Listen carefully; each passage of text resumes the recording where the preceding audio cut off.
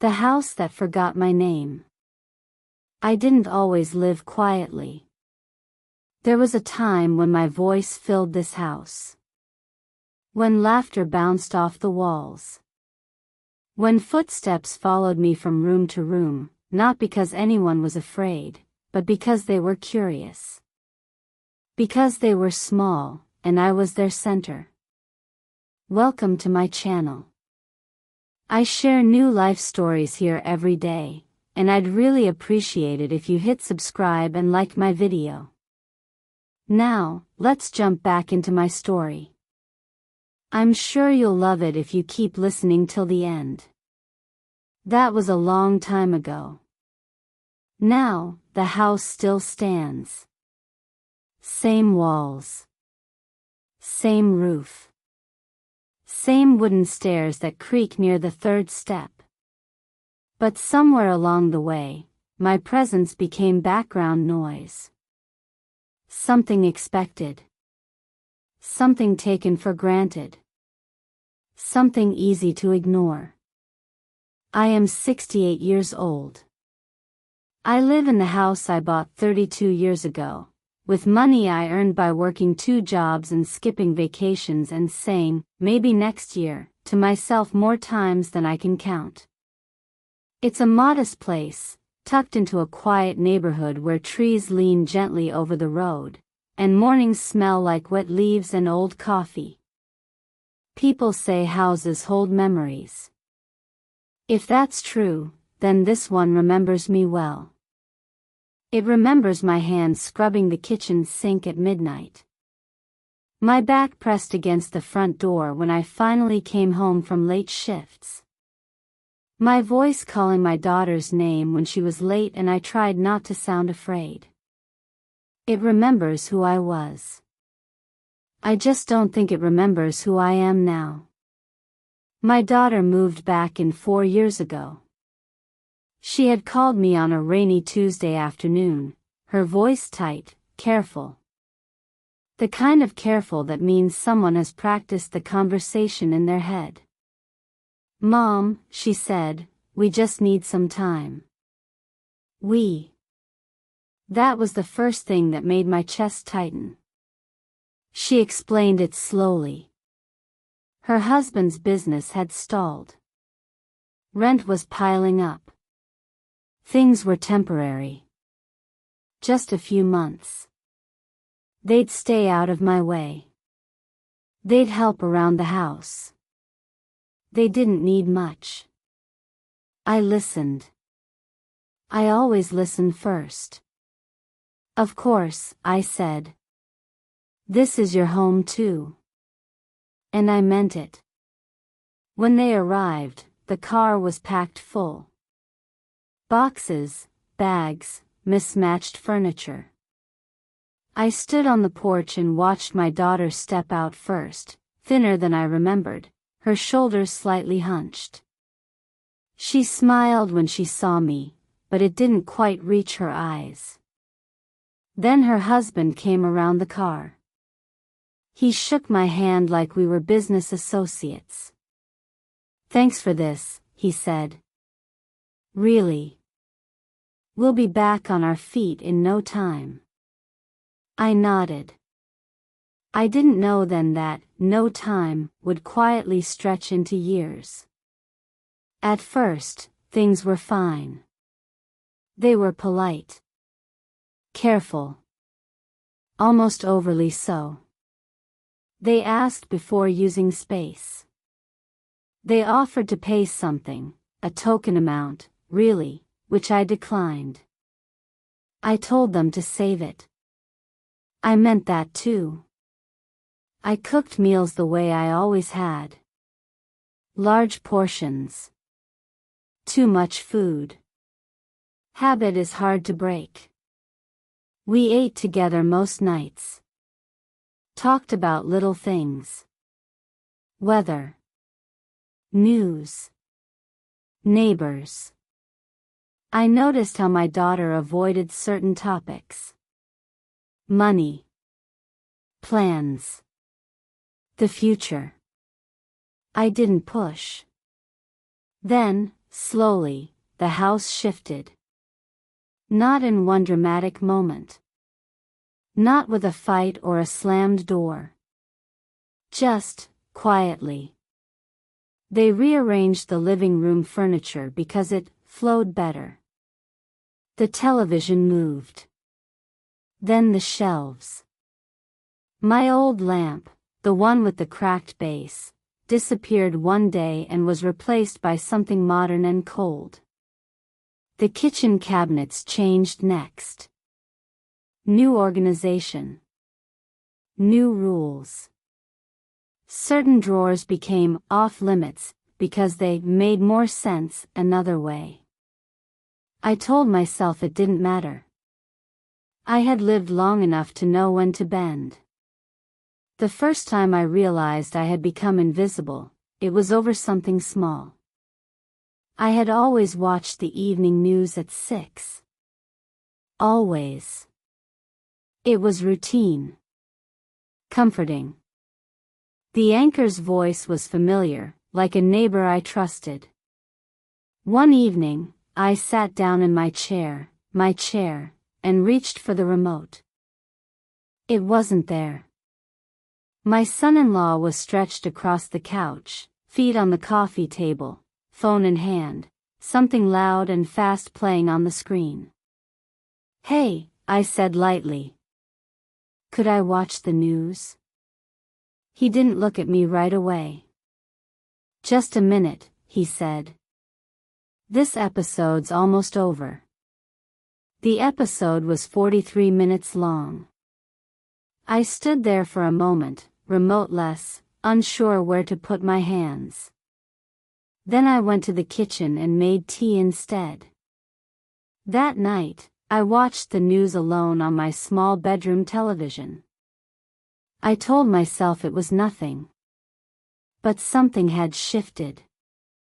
From then on, I began to ask instead of assume. Ask before sitting. Ask before watching. Ask before rearranging. Ask before inviting anyone over. Ask, ask, ask. And somehow, without anyone saying it outright, the house stopped feeling like mine. I slept lighter. Walked quieter. Chose my words carefully. I became a guest in the place that knew my footsteps best. My daughter noticed. I know she did. Sometimes, she would catch my eye when her husband spoke sharply.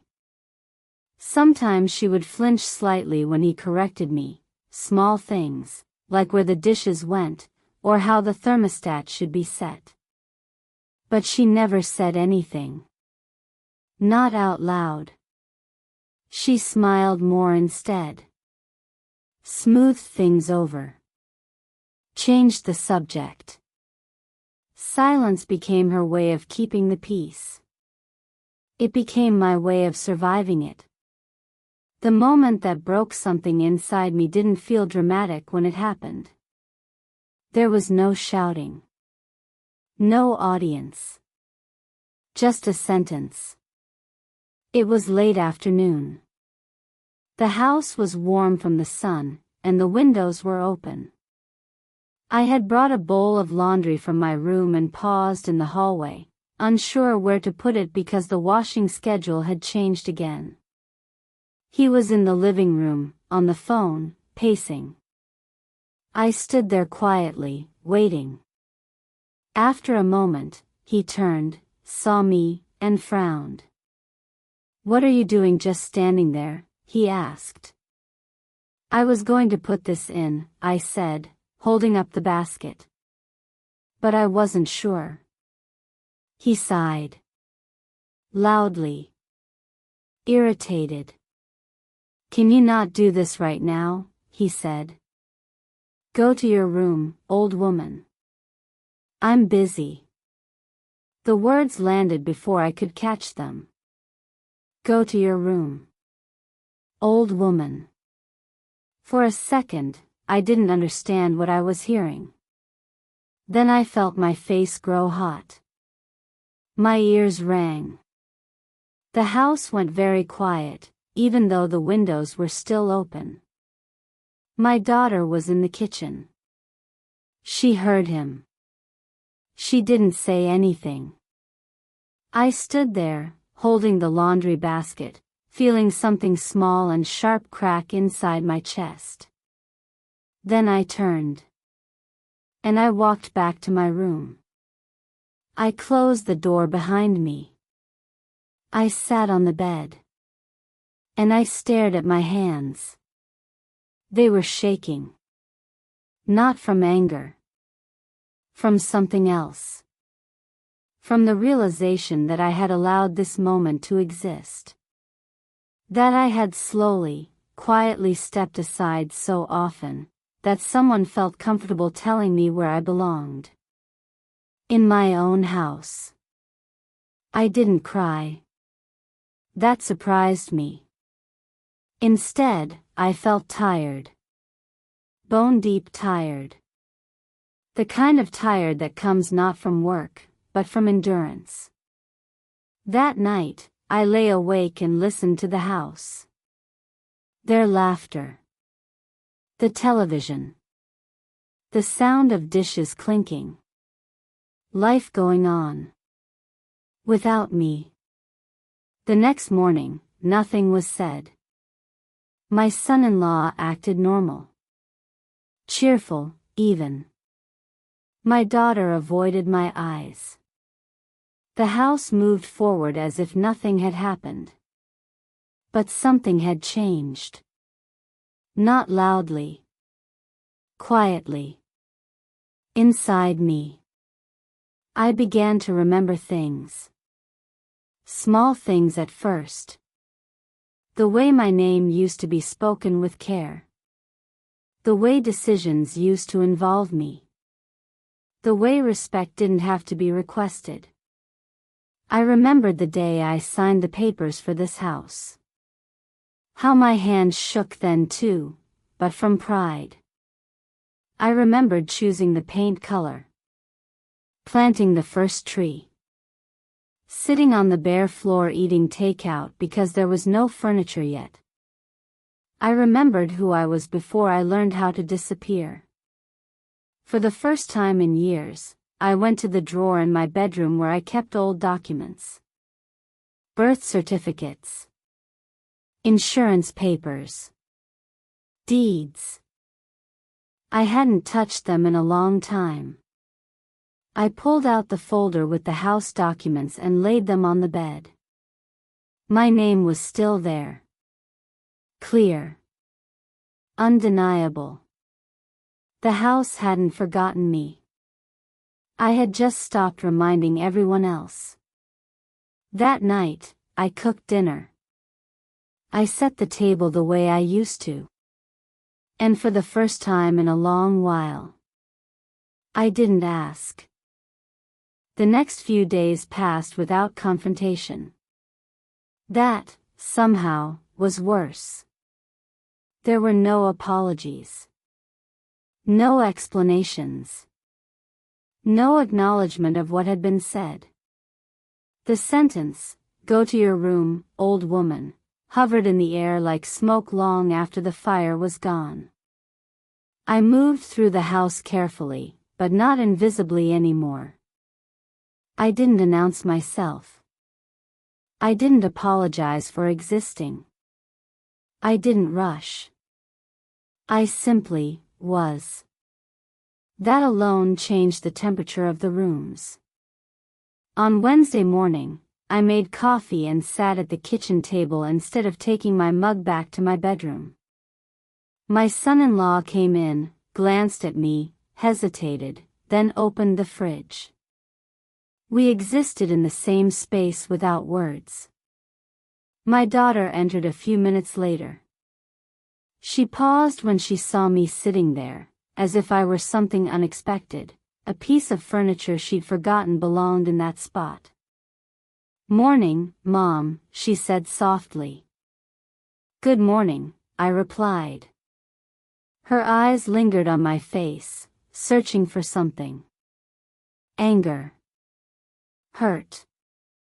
Accusation. I offered none. Silence can be disarming when it's intentional.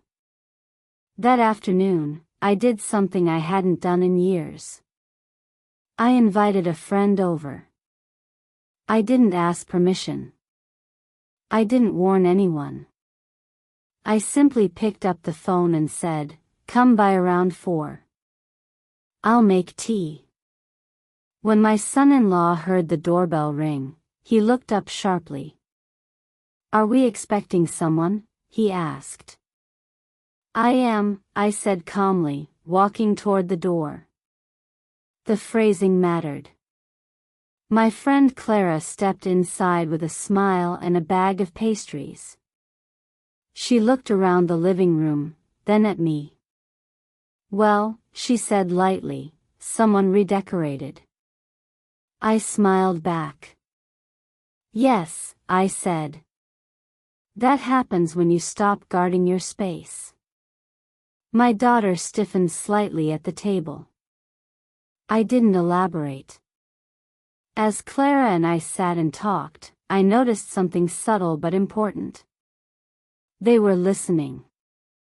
Not intentionally, not in a way that could be accused, but because they couldn't help it. They heard my laughter. They heard my voice take up space.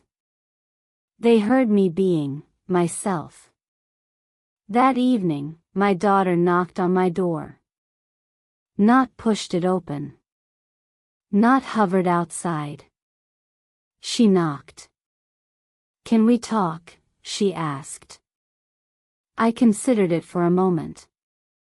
"Yes," I said. "We can." She sat on the edge of the chair, hands folded tightly in her lap. "I didn't know what to do," she said quickly. "The other day. I didn't know what to say." "I know," I replied. She looked up, startled.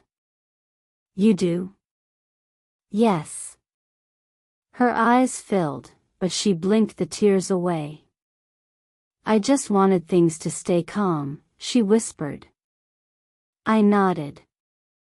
"And who paid for that calm?" I asked gently. She didn't answer. "I raised you to survive," I continued. "Not to disappear. And not to ask other women to disappear so that someone else can feel large." Her shoulders sagged. "I didn't mean for it to go this far," she said. "Most things that go too far start that way," I replied. Quietly. She left my room with red eyes and a heavier step. But something had shifted. Not enough. Yet. The following week, I began to change my routines deliberately. I watched television in the living room again. I adjusted the volume without asking. I cooked what I wanted to eat. When my son-in-law complained about the noise once, I looked at him calmly and said, "You can use headphones." He stared at me. Then he did it. Power doesn't always leave in a storm. Sometimes it slips out when it realizes it's no longer unquestioned. On Sunday evening, the breaking point came. Not with shouting. With a bill. He stood in the kitchen holding an envelope, irritation sharp on his face. "Why is the internet notice addressed to you?" he asked.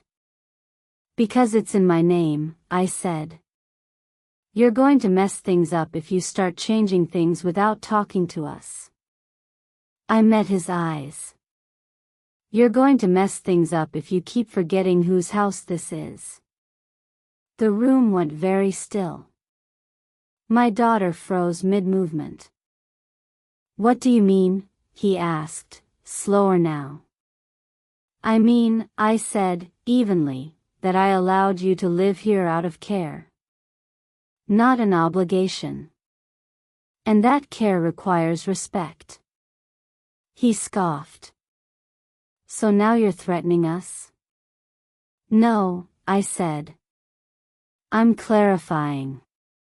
That night, I slept deeply for the first time in years. Because clarity is lighter than fear.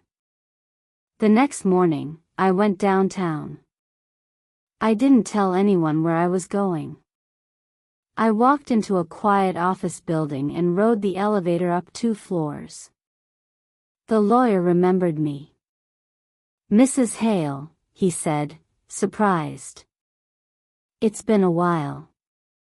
Yes, I said. But some things age well. We talked calmly. Practically. About documents. About rights. About timelines. About options. I didn't need to use them yet.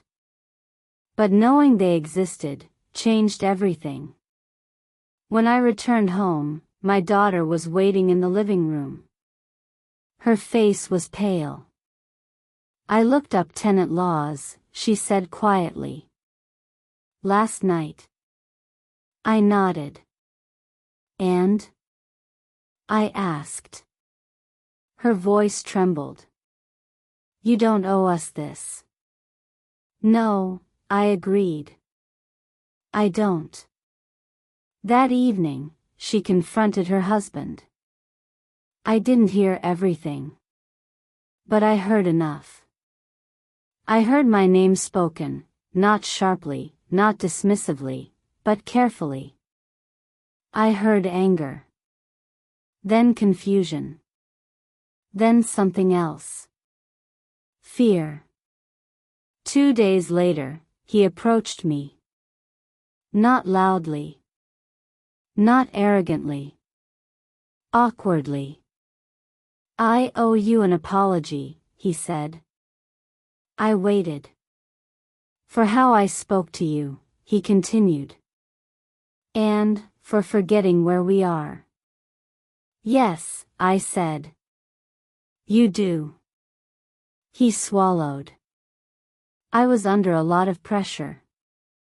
I raised a daughter under pressure, I replied.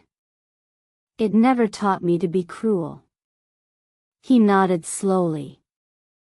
I understand, he said. I believed that he understood something. I didn't believe it was enough yet. The real change didn't come from him. It came from my daughter. One evening, she stood beside me in the kitchen while I cooked. He said we should look for our own place, she said quietly. And what did you say? I asked. I said we should have done that years ago. I smiled. Not triumphantly. Relieved. They moved out 3 months later. Not in anger. Not in shame. In awareness. We hugged awkwardly at the door. My son-in-law thanked me. My daughter cried softly. I didn't lose you, she whispered. No, I said. You found yourself. The house is quiet again now. But it's not empty. I sit in my chair. I watch my shows. I invite my friends. I speak when I want. I rest when I want. The walls remember me again.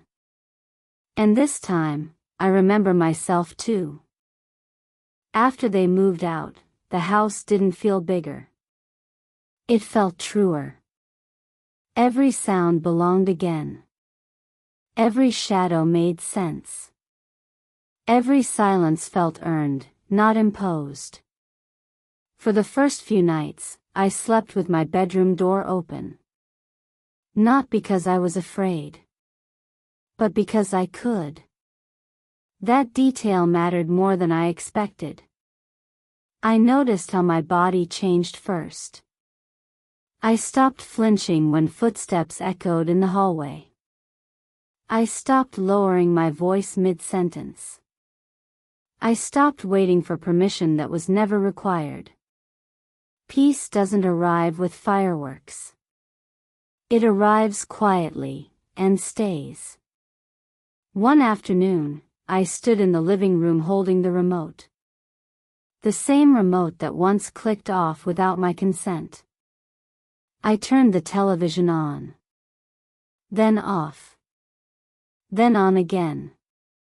Not because I needed to watch something, but because I could decide. I smiled to myself. A week later, my daughter came by alone. She knocked.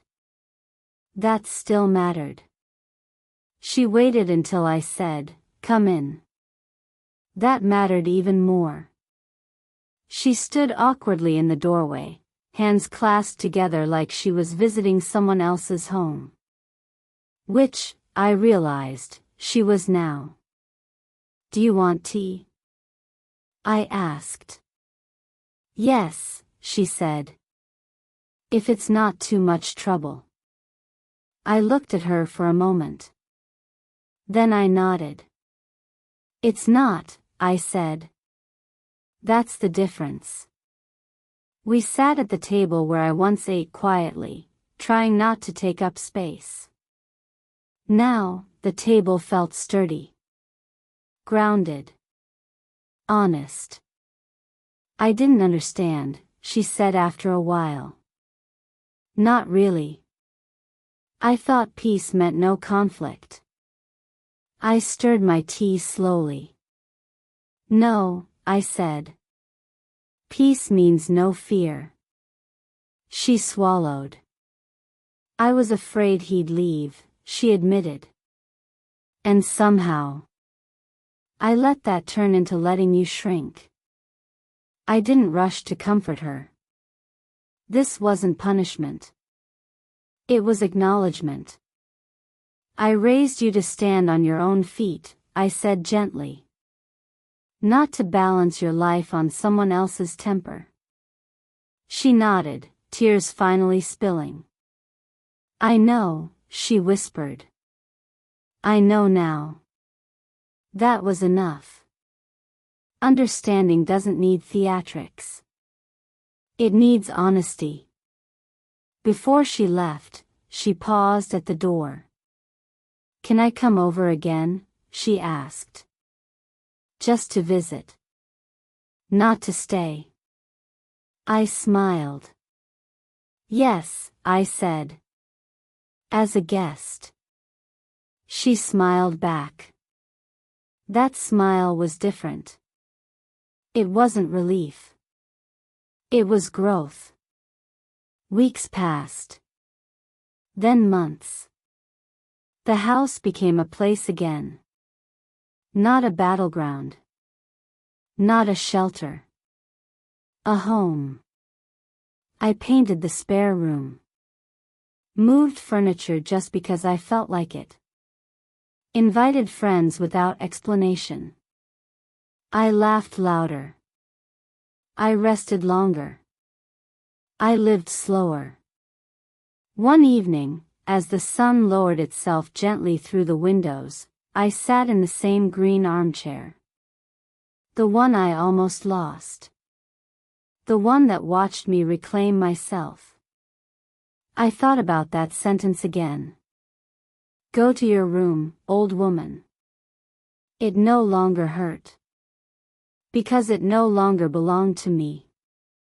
What stayed with me instead was something else. A realization I wished someone had told me earlier. You can love people and still refuse to be diminished by them. You can help without disappearing. You can be kind without being silent. I learned that respect doesn't always announce its departure. Sometimes it slips away quietly while you're busy being accommodating. And by the time you notice, you're living in your own life like a guest. I am not angry anymore. Anger is loud. What I have now is steadiness. The kind that doesn't ask permission. The kind that doesn't raise its voice. The kind that simply stands.